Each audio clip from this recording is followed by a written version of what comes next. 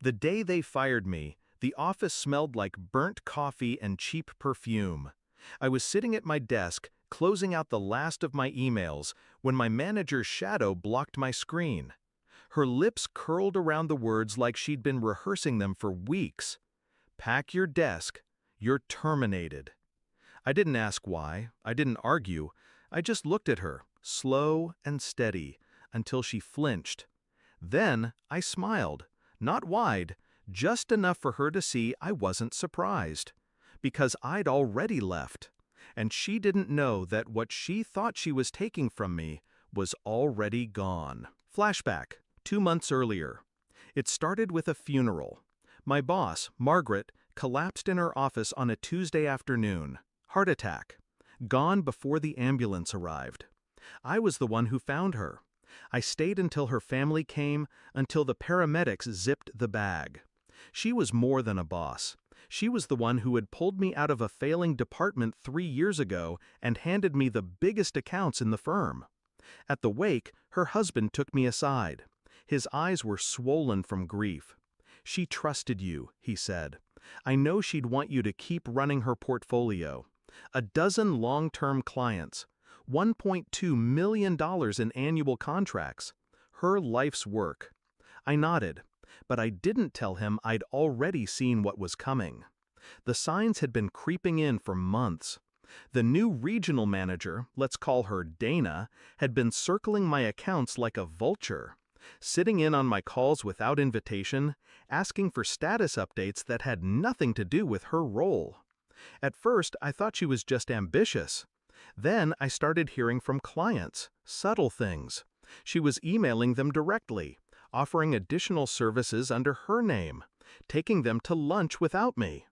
One night I stayed late, walked past her office on my way out. She didn't see me. She was too busy scrolling through my client list on our internal CRM, jotting notes. That's when I knew. She wasn't building her own empire. She was coming for mine. So I didn't get angry. I got quiet. I started keeping my conversations with clients off the company email, phone calls only, private meetings. I updated contact information, my personal cell, my personal email slipped casually into conversations. And then, slowly, I started shifting things. Every renewal date moved up. Contracts rewritten to be with me personally as their account lead, not the firm.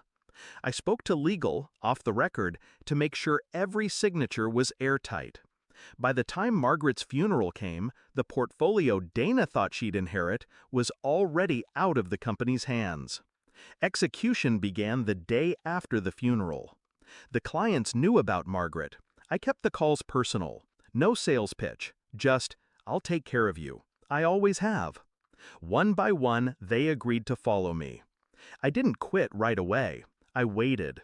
Let Dana think I was grieving too hard to be a threat. She kept pushing, showing up in my meetings, asking for my files. I gave her copies, but not the originals, never the real numbers.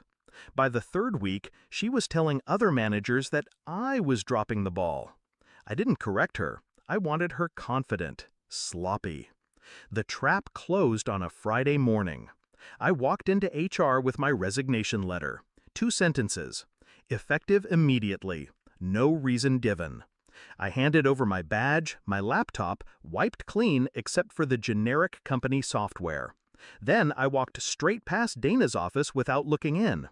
Over the weekend, I moved into my new workspace, a small glass-walled office in a building 3 blocks away. My own name on the door, my own contracts in the drawer. By Monday, my phone was ringing off the hook with familiar voices. Clients telling me they'd moved with me, that they'd already informed the company they wouldn't be renewing. 1 week later, Dana came for her victory lap. She called me into her office. Her tone was almost gleeful when she said it. "Pack your desk, you're terminated." I wanted to laugh. She thought she'd cut me off at the knees. But here's what she didn't know. By then, there was nothing in that desk worth packing. She must have sensed something when I didn't protest, when I just gave that small, calm smile and walked away. Maybe she thought I was in shock. Maybe she thought I'd crumble later. That afternoon, I sat in my new office, watching the rain streak down the glass, and thought about Margaret, about loyalty, about how quickly ambition turns into betrayal, and about how easy it is to take everything from someone who thinks they've already taken it from you. 2 weeks after my termination, the firm sent a desperate mass email to all my former clients offering discounts and bonuses to stay. No one responded. A month later, I heard Dana was no longer with the company. No press release, no farewell party, just gone. I never reached out. I didn't need to.